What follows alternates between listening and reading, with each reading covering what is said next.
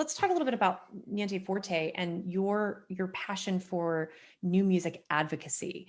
You've just done throughout the pandemic, you've just done this series of online concerts with nienteForte, and Mhm. I've gotten to watch some of those, and they're fantastic, great performers, really great format. So maybe you could tell us a little bit about your sort of philosophy with nienteForte and the things that you're doing to bring great music to New Orleans and beyond. Sure, absolutely. I can talk about it in two very with two very distinct kind of um, thoughts. And the first is that the reason that I started it is because at the time, this is less true now, but at the time when I first started it, I didn't really see a lot of new music happening in the city, which could have been my own ignorance as to where to be able to find it. But at least Mm, within my particular sphere, especially at Tulane, there wasn't really a lot of new music that was being exposed to people.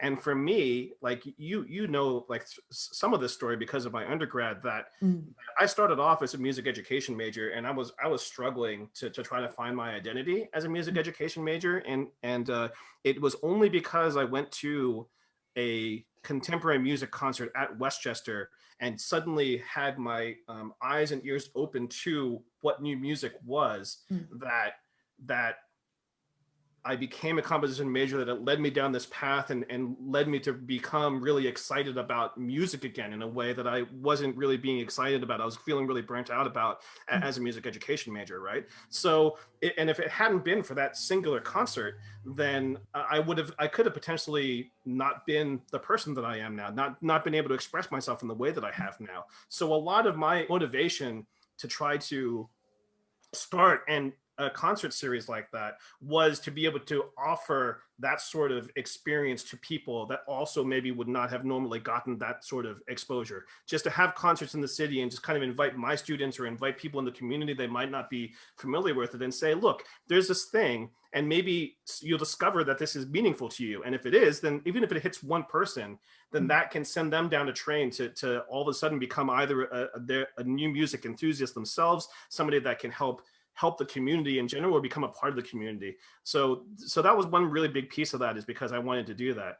And then the other piece of that was that in grad school, um, uh, there was a 20th century music class, and I don't actually remember the name of the professor, which is good because I wouldn't want to quote him anyway. But he didn't he the person that was in charge of the 20th century music class, the contemporary music class, was not actually a fan of contemporary music, and mm. so the room was kind of full of a bunch of, right, like it was one of those things that was just kind of handed to him to Yeah. teach, but he Yeah. didn't really want to teach it and he didn't really like it, and the room was full of these grad students that of which I'd say about 70% of them were these music education majors that were not very open to the idea of new music. And because Yeah. the professor wasn't open to it either, then it left a lot of us who were composition majors that were in that class. Like we felt like, well, if people that are educated in our field are not really understanding what new music is about, then how can I expect people that are not educated in our field to also understand? Like, because they're Mhm. potentially going to be teaching their kids to also have disdain for contemporary music.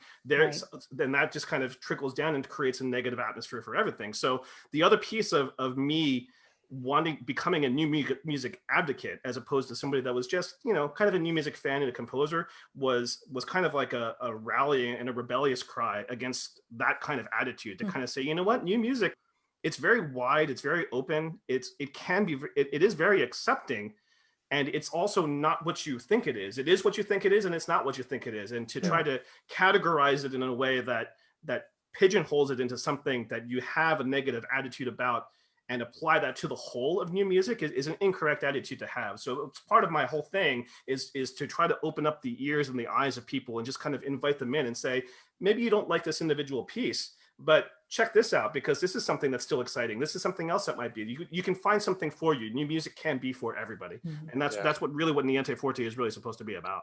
That's Oh, that's great. great. Yeah, it's the sound of our time. It's the sound of our world as we're Absolutely. living it. Yeah.